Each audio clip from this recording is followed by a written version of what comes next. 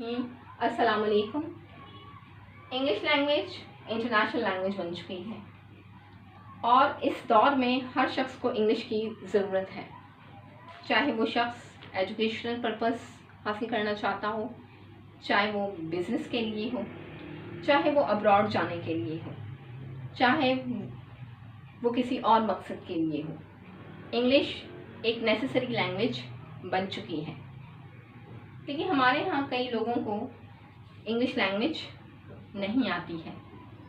वो बात करना चाहते हैं, वो सीखना चाहते हैं, लेकिन वो जिस कोचिंग को भी ज्वाइन करना चाहें उसके लिए उन्हें भारी भरकम फीसें अदा करनी पड़ती हैं और बहुत सारे लोग इस चीज़ को अफोर्ड नहीं कर सकते।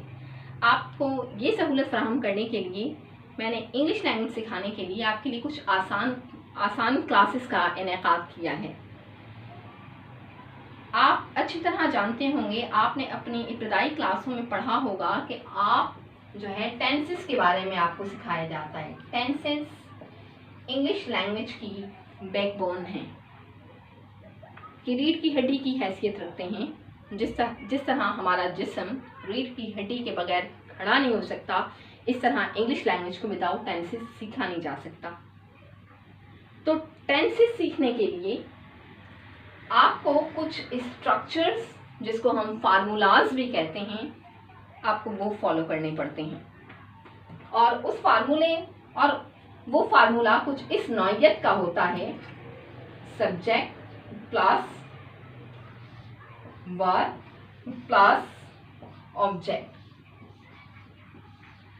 अब सवाल ये पैदा होता है कि बहुत सारे लोग इस बारे में कंफ्यूज रहते हैं कि सब्जेक्ट होता क्या है। सब्जेक्ट का मतलब I, you, we, they, he, she, it,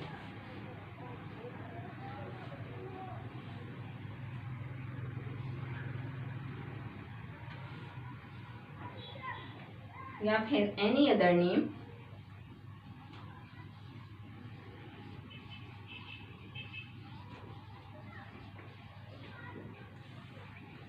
या फिर मोर देन वन नेम।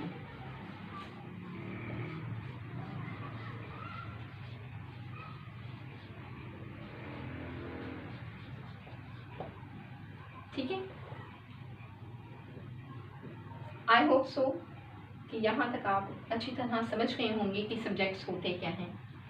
अब मज़ीद आपको मुश्किल आसान करने के लिए मैं आपको बताऊंगी कि आई का मतलब उर्दू में होता है मैं, यू का मतलब होता है तुम, वी का मतलब होता है हम, दे का मतलब होता है वो, बहुत सारे। अब मैं आपको कुछ यहाँ पर डिफरेंसेस समझाऊंगी वो के बारे में। और ही का मतलब होता है वो, किसी एक लड़के के लिए।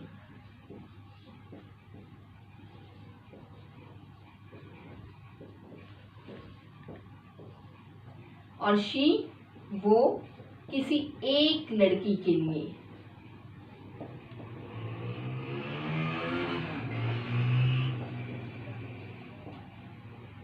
और इट जो है किसी बेजान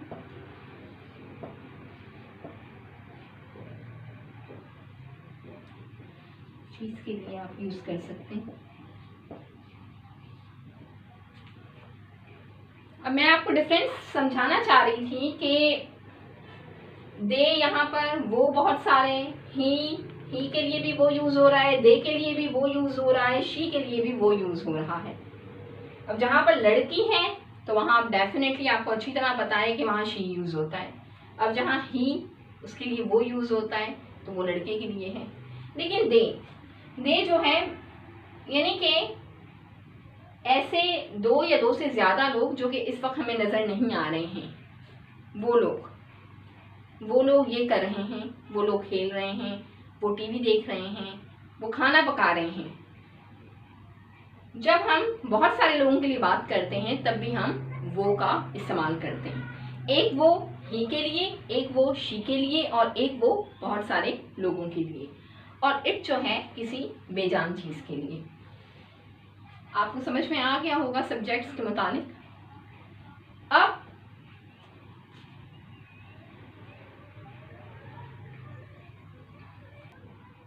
तो आज हमने सब्जेक्ट के मुताबिक पढ़ा।